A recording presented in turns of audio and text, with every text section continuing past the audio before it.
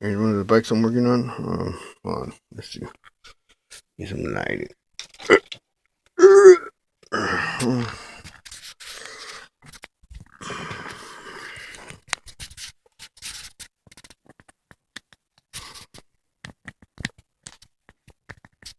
I think you can see it.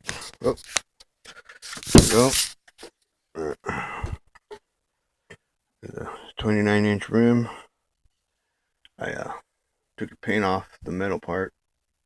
I thought it was aluminum, but it's not aluminum, it's metal. Scraped it off, and shined it with a piece of metal bezel. And got that stretched out as far as it can. So, and put the handlebars. Going. Yeah, spring going down it. It's not really handlebars.